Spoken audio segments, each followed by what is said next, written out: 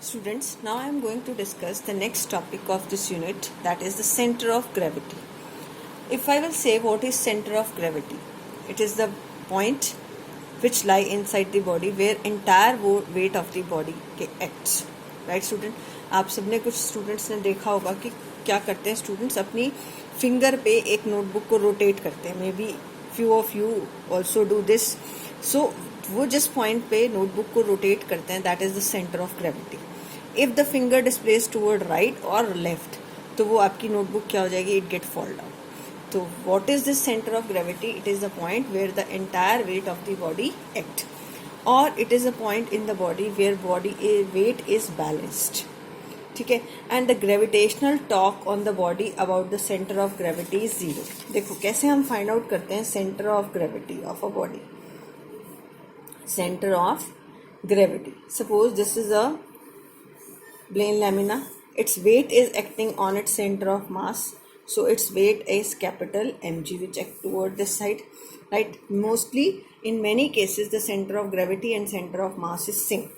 Now if you assume this is the left side and this is the right side of the center of mass or center of gravity, now the mass of this left side of portion is m1 and its weight is m1 into g, and the second on right hand side its weight is m2 into g.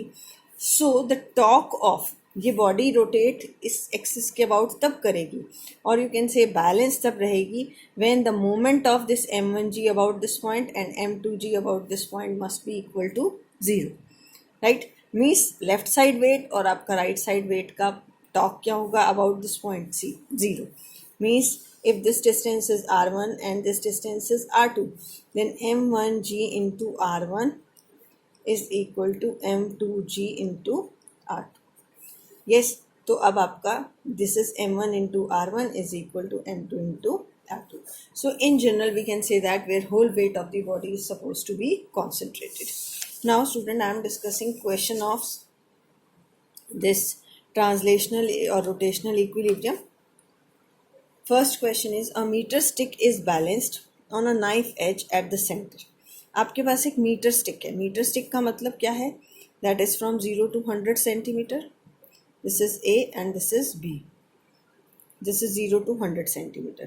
So where it get balanced? It get balanced at its center, that is 50 centimeter. तो यहाँ इसका weight act होगा, let m be its weight mass. तो इसका weight कहाँ act होगा? इसके center पे, center of gravity center पे मिलेगा आपको. When two coins each of mass 5 gram are put on the top of the other at 12 centimeter mark, क्योंकि यहाँ marking दी हुई है, right? अब यहाँ 12 सेंटीमीटर सपोज करते हैं, ये पॉइंट है 12 सेंटीमीटर, ये जीरो है. इस पर आपने दो कॉइन्स प्लेस कर दिए. कितने ग्राम के? 5 ग्राम के. तो टोटल वेट यहाँ पर कितना हो गया? 10 gram. Means this is 10g. Now अब एक लेफ्ट साइड वेट इंक्रीज हो गया, तो अब stick is found to be balanced at 45 centimetre. तो स्टिक का कहाँ बैलेंस्ड हो रही है? Stick is balanced at this new point C dash. कितने डिस्टेंस पे? 45 सेंटीमीटर. कितने डिस्टेंस पे ये बैलेंस्ड हो रही है? This is at 45 centimetre. Right? This is the balancing point. So आपसे पूछा what is the mass of the stick. तो स्टूडेंट्स अब यहाँ पर इसमें आप इसका, because the stick is in rotational equilibrium, stick does not move, stick move नहीं करी, stick is in rotational equilibrium. ठीक. Therefore, the moment of this 10g about this point, 10 into g, moment of this is anti-clockwise, so you will take it as positive.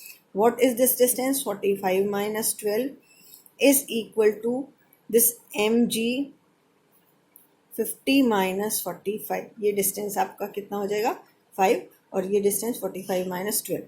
10g into this is 33. This is equal to mg into 5. G get cancel out. M comes out to be, this is 2 into 33, this is 66 grams. आपका मास कितना आ जाएगा? 66 grams. Is it clear student? So from here you can calculate the mass of the scale. Now after this we have next question. Next question is a car weigh, this is also rotational equilibrium और translational equilibrium का question है. A car weighs 1800 kg. ठीक है, एक car है आपके पास, मैं यहाँ एक कार बना देती हूँ इधर।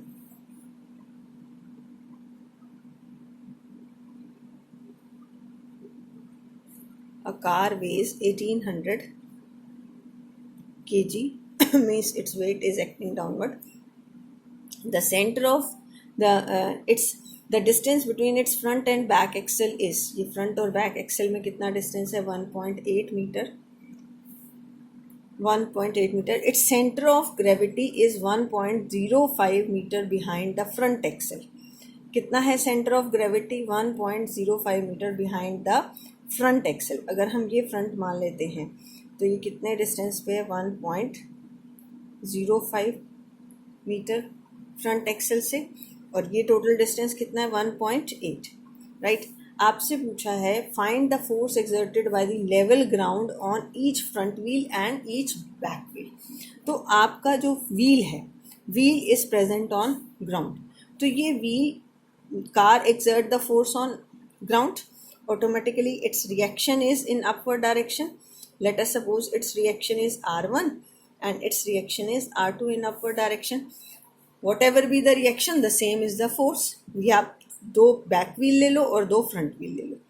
Because the car is in rotational equilibrium, because the car is in rotational equilibrium, therefore r1 into 1.0 about this center of gravity, ये center of gravity आपकी, r1 into 1.05 is equal to, talk लिख रही हूँ बेटा मैं, और r2 into 1.8 minus 1.05, ये आपके पास आ जाएगा, it is r2 into 0.75, r1 into 1.05 equal to this. This is equation number 1.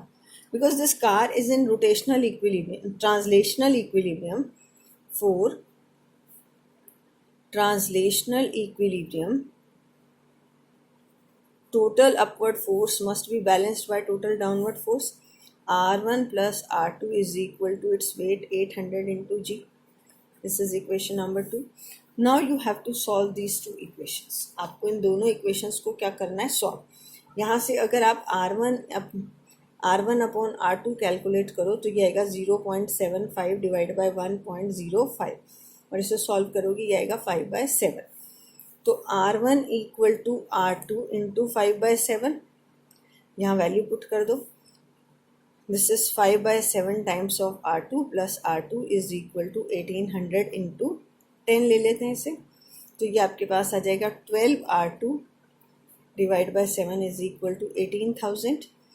तो यहाँ से आपके पास जो वैल्यू आएगी, this r2 comes out to be 10290 newton. ठीक है, ये रिएक्शन है आपकी बैक व्हील की, दो व्हील की. This is the reaction of two back wheel. अगर आपने सिंगल व्हील की निकालनी है तो इसका क्या ले लोगे, reaction of single half wheel आपकी क्या होगी, 514 एंड दिस इज 5145 न्यूटन. ठीक है, अब आप r1 निकालोगे तो ये आएगा 7350 newton. This is the reaction of two front wheel, two front wheel, front wheel वालों की रिएक्शन है. तो एक की क्या हो जाएगी, दिस इज 2 से डिवाइड कर देना, 2 3 ज़ा 675 newton. Right student. Now in the next question, from a uniform disc of mass of radius r1 of circular cross section of radius r/2 is cut out. The center of the hole is this. From the center of the original disc, locate the center of mass of resulting flat body. Student, do it by yourself. This is the homework for you. Okay student, in the next lecture I will discuss it. Thank you. Have a nice day.